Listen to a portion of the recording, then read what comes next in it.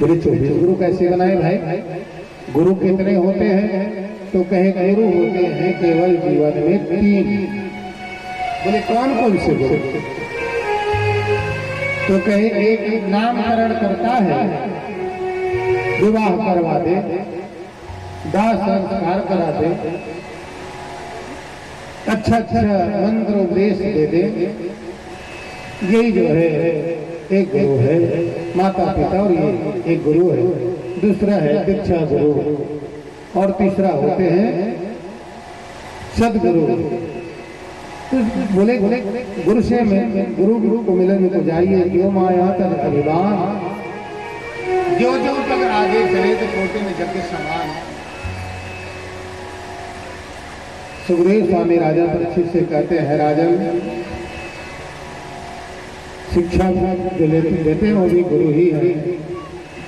मैंने 24 गुरु और बनाया, जहां मुझे ज्ञान मिला वो गुरु है, जहां मुझे ज्ञान मिला वही मेरा गुरु है। लेकिन मैंने गुरु अपने जीवन में केवल एक ही को बनाया। आपने 24 गुरु कैसे बनाए भाई? तो कहे मेरे जीवन का पहला गुरु है पृथ्वी। यदि मैंने पृथ्वी को गुरु बनाकर शिक्षा प्राप्त की, संत को पृथ्वी में समान सहनशीलता होनी चाहिए। पृथ्वी जैसे संत महात्मा ब्राह्मण को सहनशीलता होनी चाहिए। फिर मैंने वायु को गुरु बनाया, वायु रास्ता देते हैं। तीसरा मैंने आकाश को गुरु बनाया। फिर चौथा मैंने जल को गुरु बनाया। बोले जल को कैसे गुरु बनाया भाई? तो जल से ये सीखा कि ऐसी वाणी बोलिए मन का आपा खोए, औरन को शीतल करें आपो शीतल होए। भाषा ऐसे बोलनी चाहिए गृहस्थ में, परिवार में, कि मन को एक बार छू ले। संत महात्माओं को ऐसा होना चाहिए कि उनकी वाणी सुनने के बाद उनके वाणी को मैं सुनता रहूं। ये मैंने सीखा। लेकिन क्रोधी नहीं होना चाहिए। संत ब्राह्मण को सहनशीलता जल के समान होनी चाहिए। फिर मैंने गुरु बनाया भाई कहे अग्नि को, ज्ञान अग्नि दग्ध कर्मणा। संत को ज्ञानवान होना चाहिए, ब्राह्मण को ज्ञानवान होना चाहिए। ब्राह्मण को कभी कपट छल और छिद्र से ब्राह्मण कभी परिपूर्ण न रहे। यही ब्राह्मण कहलाने का लायक होता है। इसलिए ज्ञानवान होना चाहिए अग्नि के समान। यदि ज्ञान से कोई जीवात्मा उनसे टच करे तो जला करके भी राख कर दे,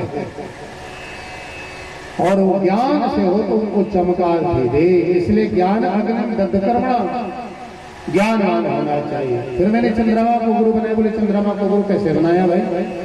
तो कहते दत्तात्रेय जी कहते यदि जिसे कहे कि प्रतिपदा करेंगे चंद्रमा छोटा दिखाई देता है, छोटा होता है, और धीरे धीरे करके जब पूर्णिमा का दिन होता है तो चंद्रमा कितना बड़ा दिखाई देता है?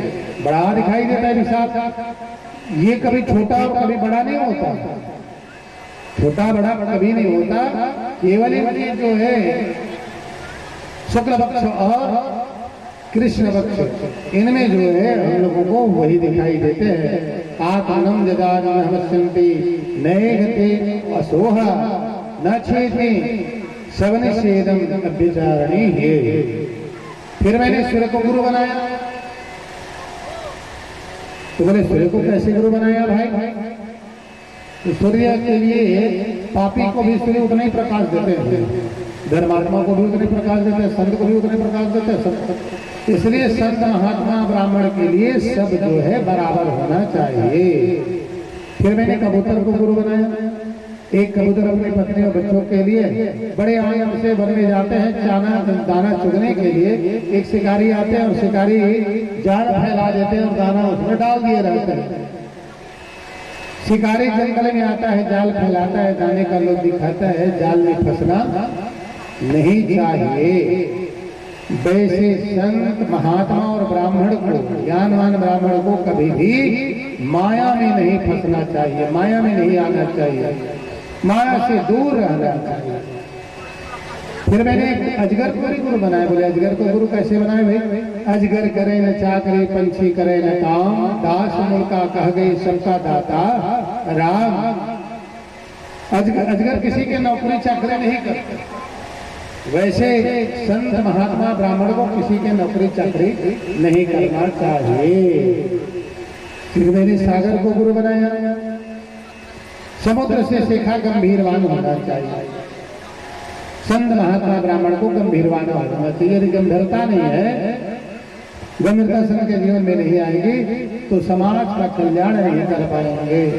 फिर मैंने पतंगा को गुरु बनाया। बोले पतंगा को गुरु कैसे बनाए भाई? आषाढ़ के महीना जब आते हैं तो आप लोगों ने देखा होगा कि पानी जब गिरने लग जाए तो पतंगा जो है उड़कर आते हैं। जैसे परसों जब आए तो चल रहा था पतंगा पेड़ा छोटा छोटा, जिसे क्या कहते थे अपने भाषा में बत्तर कड़ा करते तो अपने पंख को काट देते हैं, बगैर पंख के हो जाते हैं। एक एक पुछ को एक पकड़ करके चलने लगते हैं। एक जीवात्मा आता है उनको अपने ग्रास बना लेता है। तो कहे पतंगा से पतंगा को भी मैंने गुरु बनाया। बोले पतंगा को गुरु बनाकर क्या सीखा है? तो कहे पतंगा को गुरु बनाकर मैंने ये सीखा कि संत महात्मा जो होते हैं, ज्ञानवान ब्राह्मण जो होते हैं, उनको स्त्रियों से दूर रहना चाहिए। स्त्री को माना गया जलते हुए दीपक। जलते हुए दीपक को यदि पकड़ते हैं जीव तो जलेगा, इसलिए जलने से बच जाए। ऐसे जो है पतंगा आया उड़ करके और उन्होंने ये सोचा कि मैं ये जल रहे दीपक को ही बुझा दूंगा, यही सोचता है। और बार बार दीपक जलते हुए दीपक में जाकर के अपने सिर को बार बार टच करता है और जलकर क्या हो जाता है? खराब हो जाता है। वैसे जीव को कभी भी पर स्त्री को स्पर्श नहीं करना चाहिए, पर स्त्री से दूर रहना चाहिए। केवल चरण को देख करके ही उनसे वार्तालाप करनी चाहिए। संत महात्मा ज्ञानवान की बात है। आगे चल करके बताया गया मधुमक्खी स्त्री को भी मैंने गुरु बनाया। बोले मधुमक्खी को कैसे गुरु बनाया भाई? तो मधुमक्खी जो है हर प्रकार के फूल में जाते हैं, बहुत अनेक पेड़ों में जाते हैं और अनेक प्रकार के जो फूल खिले हुए हैं उस फूल के रस को चूस करके लाते हैं और एक छाता बनाते हैं और एक छाता में वो रस भर देते हैं। लेकिन एक रात में एक बहेलिया आता है और बहेलिया ऊपर में चढ़ जाता है और रस्सी ऐसे लगा करके नीचे बाल्टी कर देता है, कंबल ओढ़ कर जाता है और छिद्र करके वापस आ जाते हैं। पूरा रस इसमें आ जाता है, बाल्टी में आ जाता है, जिसे हम लोग क्या कहते हैं मधुरस, मधु का रस। ये मधुरस जो है दूसरे के लिए उपयोग में आ जाते हैं। वैसे ही ज्ञानवान व्यक्ति संत महात्मा को एक आश्रम, दो आश्रम, तीन आश्रम बना करके नहीं रखना चाहिए। चाहे चिंता नशी मनवा क्या परवाह, जिसको कछुना चाहिए वो है शाहजहां। संत महात्मा को चाहिए कर पात्र उदर झोली, कर पात्र उदर झोली। फिर मैंने मछली को गुरु बनाया। बोले मछली को गुरु कैसा बनाया है?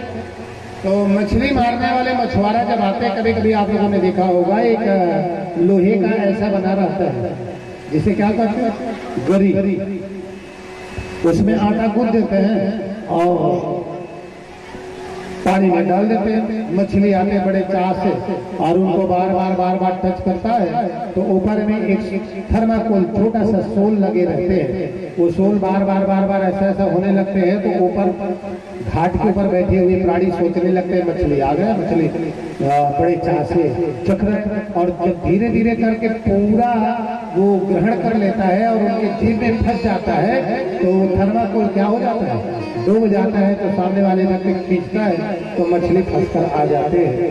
वैसे कभी भी जो है संत महात्माओं को जीव को वश में करो, मछली की तरह पकड़ी नहीं जाना चाहिए, अनर्गल बातें नहीं करना चाहिए। फिर उन्होंने वैश्या को गुरु बनाया। बोले वैश्या को गुरु कैसे बनाया भाई? पिंगला नाम वैश्या आशीर देह नगरी पुरा तस्याम में शिक्षितम किंचने बोधम निप्रनंदनम। राजा जनक की नगरी में के किनारे एक जो है वैश्या रहती थी जिनका नाम है पिंगला। परम सुंदरी पिंगला है। प्रातः उठ करके सर धस करके बैठी हुई है अपने देह बेचने के लिए। और जब वो देह बेचने के लिए बैठी लेकिन कोई पुरुष उनके सामने नहीं आया तो उन्होंने सोच लिया कि हाड़ मांस के बने पुत्री के कामना के सुख के लिए मैंने इतना देर तक मैं इंतजार की, यदि जितना इंतजार मैं एक पुरुष एक के लिए की है उतना देर तक कहीं मैं गोविंद का नाम स्मरण करती तो मेरा जीवन संवर जाता। बस लग गया उनके मन गोविंद के चरणों में। कृष्ण कृष्ण कृष्ण कृष्ण कृष्ण कहिए रे मन, जन्म कोटि पाव जाए क्षण में कट तेरे। इसलिए भाई भाई अलग आलसो नाम जपत मंगल ऋषि। फिर मैंने क्रूर पक्षी को बनाया। क्रूर पक्षी में त्याग होता है, वैसे संत महात्मा ज्ञानी पुरुष ज्ञानी ब्राह्मण को त्याग होनी चाहिए। दत्तात्रेय जी महाराज कहते हैं मैंने एक बालक को भी गुरु बनाया। बोले गुरु बालक को गुरु कैसे बनाया भाई? तो कहे बालक अबोध होता है, बालक कह भी दे और मुस्कुराने लगते, वैसे संत महात्मा और ज्ञानी ब्राह्मण को होना चाहिए। फिर मैंने सर्प को गुरु बनाया। सर्प से सीखा कि अपने लिए कभी भी सर्प आश्रम नहीं बनाते हैं, वैसे ही कभी भी संत महात्मा को आश्रम नहीं बनाना चाहिए। फिर मैंने भृगी कीट से सीखा। क्या सीखा भाई? भृगी कीट जो है वो मिट्टी ले लेकर के आते हैं, सुंदर सुंदर मिट्टी। और कभी कभी आप लोगों ने देखा होगा कि दरवाजा के वो चौखट के वो बेड़ी के समीप में अपना वो मिट्टी रख देते हैं और अंदर घुस जाते हैं और मिट्टी को दरवाजा में लगा देते हैं। कभी कभी वो कोई दूसरा कीड़ा को भी ले आए तो अपना ही सामान बना देते हैं। इसलिए कहा गया कि लाली मेरे लाल के जिद देखो तित लाल, लाला देखकर मैं गई आपो हो गई लाल। वैसे धन को इकट्ठा करके नहीं रखना चाहिए। संत महात्मा ज्ञानी पुरुष के सामने यदि कोई जीव आता है तो अपने सामान बनाने का प्रयास करना चाहिए। फिर मैंने हाथी को गुरु बनाया। बोले हाथी को कैसे गुरु बनाया भाई? तो हाथी को गुरु बनाया ऐसा कि हाथी को काम सुख देह सुख बड़ा ही आनंद उनको लगता है, आनंद मिलता है। इसलिए एक पहेली आया और गड्ढा खोदा और गड्ढा खोद करके घास फूस के जो है हाथी बना दिया। और हाथी जब आते हैं तो उन्होंने सोचा कि ओरिजिनल हाथी है, तो उन्होंने देश की कामना के लिए गए वहां जाकर के जैसे स्पर्श किया कि धड़ाम से वो गड्ढा में गिर गया। ऐसे संत महात्माओं को कभी भी माया के समीप में नहीं रहना चाहिए। फिर मैंने लोहार को गुरु बनाया। बोले लोहार को कैसे गुरु बनाया भाई? तो कहे कि लोहार जो होते हैं एक लोहे का गुटका को गर्म करते हैं और उस लोहे के द्वारा कभी हंसिया बनाते हैं, कभी और कुछ बनाते हैं, लेकिन लोहार हथौड़ा से वार करते रहते कौन आया कौन गया कौन क्या किया उनको पता नहीं रहता। वैसे संत महात्मा ज्ञानी पुरुष को भी रहना चाहिए कि संत महात्माओं को बिल्कुल बराबर ध्यान नहीं देना चाहिए कि कौन है कैसा है क्या है, ऐसा कुछ नहीं करना चाहिए। फिर मैंने और गुरु बनाया अपने शरीर गुरु बोले अपने शरीर को कैसे बनाएंगे? जैसे कल थे वैसे आज नहीं, आज है वैसे कल नहीं रहेंगे। आज से 15-20 साल जैसे थे वैसे आज हैं। बोले नहीं, इसलिए मैंने अपने शरीर को भी मैंने गुरु बनाया। सुखदेव स्वामी राजा परीक्षित से कहते हैं राजन कभी कभी बड़ा विचित्र लगता है भाई, ध्यान देना। मैं कई जगह कई लोगों के मुझ से सुनता हूँ, मुझे पता लगता है ज्ञानवान होकर के यदि ज्ञानी पुरुष नहीं सुधरे तो उनका जिंदा रहना भी बेकार है कि नहीं है बेकार। यदि ज्ञानी है और ज्ञान होने के बाद वो नरक जैसे बात करता है, गलत सोच रखता है, तो क्या बताओ उनके जीवन कैसे है? नरक यदि ब्राह्मण है और ब्राह्मण कहीं ज्ञानवान हो और बात कहीं अटपटा से करे तो बताओ उनके ब्राह्मण बनने में फायदा है कि घाटा है? नुकसान है, नुकसान है।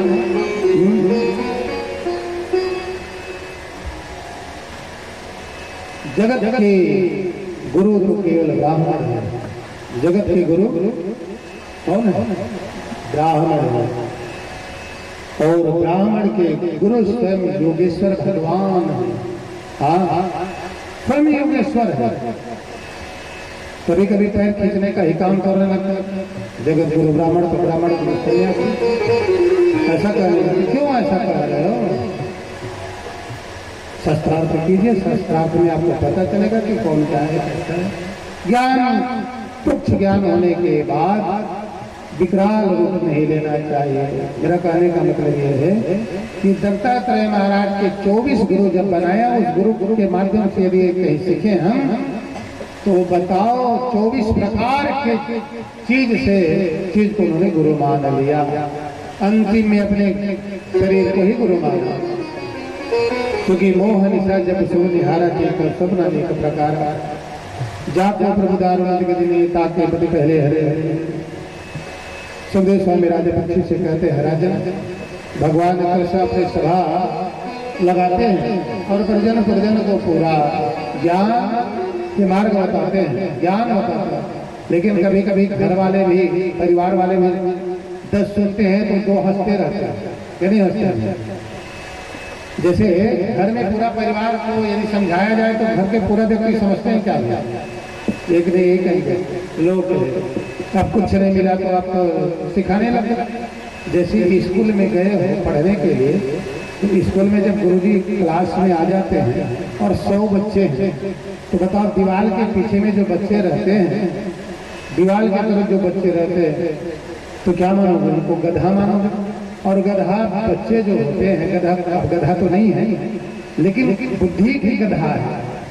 वो जो है पीछे में बैठकर या तो पेन से कुछ लिखते रहेंगे या कोई और कुछ करते रहेंगे। कल इसको याद करके आना है तो पीछे वाले बच्चे कहते हैं रोज रोज यही कहते रहते, कितना जल्दी छुट्टी दे। तो छुट्टी के चक्कर में रहते हैं, बस इनको कुछ नहीं मिला, वो पढ़ के आना, ये पढ़ के आना, ऐसा रहना, वो करना, ये कहते रहते। कभी कभी आपने स्कूल में देखा होगा सामने वाले बच्चे जो होते हैं बिल्कुल हाँ में हाँ जी भरते रहते हैं, होशियार रहते हैं। वैसे कृष्ण के परिवार में बड़ा विचित्र है। 100 पुत्र है, 100 नाती पोता सब बैठे हुए। शाम सद्युन ये सब लोग मुस्कुरा रहे हैं। लोग कहे दादा को कुछ नहीं मिला, 75-80 साल की उम्र हो गए बुढ़ऊ बाबा का, अभी भी साधु का सेवा करो, ब्राह्मण की सेवा करो, गुरु की सेवा करो कहते। एक दिन क्या हुआ कि द्वारिकापुरी में एक साधु आ गए, दुर्वासा जी महाराज। तो जब देखे तो ये शाम को जनानी साड़ी पहना दी और जनानी साड़ी पहनाने के बाद उनके सामने लाया। बोले महाराज ये नहीं नवीनी आई हुई है दुल्हन, ये गर्भवती हैं, इनके गर्भ में बालक है कि बालिका? दुर्वासा जी ने कहा कि लोग भगवान कृष्ण के परिवार होकर के संत ब्राह्मण का उपहास करता है और हिलना करता है। अरे इनके गर्भ में ना तो लाला है और ना ही लाली है, इनके केवल पेट में लोहे का मुसल है। अब दुर्वासा के पास से चले गए। अब कपड़ा जब खींच के देखे तो शाम के पेट से मेरे कपड़ा के अंदर से एक पेट का लोहे का मुसल निकला। अब जब लोहे का मुसल निकला तो दुर्वासा जी श्राप देंगे कि लोहे का मुसल निकलेगा और वो पूरे यदुवंशी को नष्ट करेगा। ये गुरु जी के पास गए सभी लोग, चाचा हम लोगों से गलती हो गई, चाचा क्या करें लोहे को? तो कहीं इनको पीस करके समुद्र में फेंक दें। तो पीसे और पीस करके समुद्र में फेंक दी। और समुद्र के लहरा जब आने लगे तो एक घास है, उस घास में आकर चिपकते गए, जिनका नाम है कटी। छोटे से लोहे बचा, लोहे को वही समुद्र में फेंक दिया। एक मछुआरा आया, मछली मारे, और वो मछली को मार करके जैसे ले जा रहे थे तो बीच रास्ते में बहेलिया ने मछली को खरीदा, और मछली को जब फाड़े तो उनके पेट से लोहे का खील निकला, और वो खील को देख करके बहेलिया सोचने लग गया, इतना सुंदर खील है, इतना सुंदर खील है कि एक बार मैं किसी का भेदन कहीं करूं तो उनका प्राण ही अंत हो जाएगा। इसलिए उन्होंने हृदय में रख लिया, पॉकेट में रखा। आज यदुवंशी को श्राप लग गए। 99 लाख से ज्यादा जिनकी संख्या है, वो सब यदुवंशी लड़ने लग गए, आपस में लड़ने लग गए। 1 सप्ताह हो गए। हाँ, देखो भाई, 1 सप्ताह हो गए लड़ते लड़ते, कोई बचे क्या? कोई बचे भी नहीं बचे। क्यों? 2 देश का लड़ाई हो रहा है तो चले ही रहे कि बंद हो गए? चले ही रहे। अच्छा, कहाँ? यूक्रेन और रूस। देखो भागवत में रूस यूक्रेन को नहीं लिखा है, समझ रहे हो? भागवत में ऐसा यूक्रेन रूस राजनीति का बात या खेती खलिहान का बात कुछ नहीं लिखा है। इनमें केवल श्लोक है, श्लोक का अर्थ है, न समझो इसलिए समझाने का प्रयास किया है। तो यदुवंशी जो है 1 सप्ताह हो गए थे, आपस में ही लड़ रहे थे, मर रहे थे। हाँ,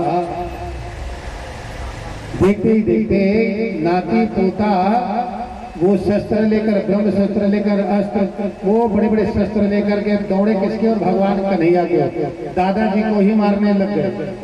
अच्छा, नाती जो है अपने दादा को मारने लग जाए, बेटा बाप को मारने लग जाए, क्या मानोगे भाई? रहने का मन होगा घर। ये तो ऐसा लगेगा कि घोर कलिकाल आ गए, अब तो इससे अच्छा मर जाना चाहिए। बलराम देखे तो बलराम कहे कि भैया ये क्या हो रहा है? तो कन्हैया ने कहा यही तो होना था। हाँ, यही तो होना था। एक दिन नारद जी कहे, प्रभु अब तो आपकी लीला पूरा हो गई, आपको अब तो साकेत धाम चले जाना चाहिए। तो कहे देखो नारद जी कहे, हाँ देखो नारद जी, अभी सबसे बड़े अत्याचारी पापाचारी मेरे परिवार ही बचा है। जब तक कि इनका विनाश ना हो तब तक कि मैं यहाँ को छोड़कर जाने वाला नहीं हूँ। मेरे नजर के सामने सबको समाप्त होते हुए देखना चाहता हूँ। और देखिए बलराम जी शेष रूप लेकर के सीधा क्षीर सागर में चले गए। बोल बलराम जी महाराज की। लोहे के मुसल पर पिसकर जो समुद्र फेंका था, बहेलिया पाए हुए थे, बहेलिया ने मन में आया। इधर क्या हुआ कि भगवान श्याम सुंदर जो है महल को छोड़ करके प्रभा क्षेत्र में गए, पीपल के पेड़ में के नीचे बैठ गए, और एक तलवा को दूसरे तलवा में लगा हुआ ऐसे बैठे देख रहे हैं। बहेलिया आते हैं, बहेलिया आकर के क्या देखा कि बहुत सुंदर मृग पीपल के नीचे में बैठे हुए हैं। दूर से ही उन्होंने संधान किया और भगवान के चरणों में प्रहार हो गए। और जैसे भगवान के चरणों में जब प्रहार हुआ तो दौड़कर बहेलिया आया तो क्या देखा कि गोविंद है। कहे प्रभु मैं क्षमा कीजिए, प्रभु प्रभु मैं क्षमा कीजिए, प्रभु क्षमा कीजिए, प्रभु मेरे से गलती हो गई। कहे नहीं, ये तो होना ही था, क्योंकि पूर्व में मैं भी आपको छुपकर मारा था जिस समय में रामा अवतार था, और आप जो है बाली रहे। तो बाली रहे उस समय में पेड़ के पीछे से छुपकर मैंने मारा था। इनका जो है कर्ज मेरा बचा रहा, इसलिए आज जो है आप बाली से आप आ गए इसमें और छुपकर आप मुझे मारे। अब तो हम बराबर हो गए। आज जो है भैया चिंता न करो, मेरी इच्छा के बगैर कुछ नहीं होता। तुम्हारा कर्ज बाकी था, आज उतर गया। आगे चल करके फिर कहता अर्जुन रोते हुए आया। अर्जुन ने देखा गांडीव धारी धनुष लेकर परम प्रतापी हो तुम द्वारिका जाओ, और द्वारिका जाकर के जितने हमारे पत्नियां हैं उनको लेकर के सीधा वृंदावन जाओ। ये सब कुछ दिन तक किशोरी राधा रानी की सेवा करेंगे, उनका कल्याण होगा। अर्जुन रोते रोते द्वारिका गए। द्वारिका जाकर के उस रानियों को ला रहे थे, उनको बीच में ही भगवान भील बनकर चोरी करके हरण कर लिया। बोल वृंदावन बिहारी लाल की जय। प्रभु बोले दारू का नाम का सारथी है। प्रभु ये क्या हुआ? दारू से बोले मैंने तुम्हें कभी अपना सारथी नहीं समझा, तुम तो मेरे मित्र हो। जब भी प्रभु के महल जाना होता आना होता तो केवल उतार करके महल में द्वार तक पहुंच जाता और भगवान बाहर जाते तो महल के द्वार से लेकर के रथ में बैठा कर ले जाता। भगवान ने कहा द्वारका जाओ, जो 10-5 गिरवंशी बचे हैं तुरंत द्वारका को छोड़ने के लिए कहो, जलमग्न होने वाले हैं। मेरे अंदर ध्यान होते ही द्वारिका विलीन हो जाएगी। लेकिन दारुक ने कहा आपसे इसी परिस्थिति द्वारिका छोड़ करके हेत चला जाओ। प्रभु ने कहा ये मेरा आदेश है। आकाश मंडल में देवता सब खड़े हुए हैं, देख रहे हैं कि ब्रह्म देख रहे हैं अब क्या होगा, अब क्या होगा। अब देख रहे हैं कि भगवान कहाँ जाते हैं, टकटके लगा करके देख रहे हैं। और देखते ही देखते मेरे गोविंद श्रीमद् भागवत में सूक्ष्म रूप लेकर के प्रवेश किया। बोल द्वारिका नाथ की जय हो। बोली वृंदावन हरिलाल की जय, सावरे सरकार की जय।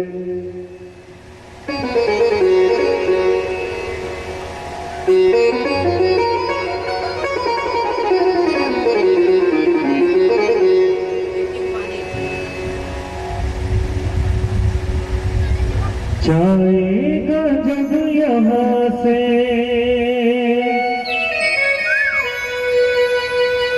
कोई न साथ होगा,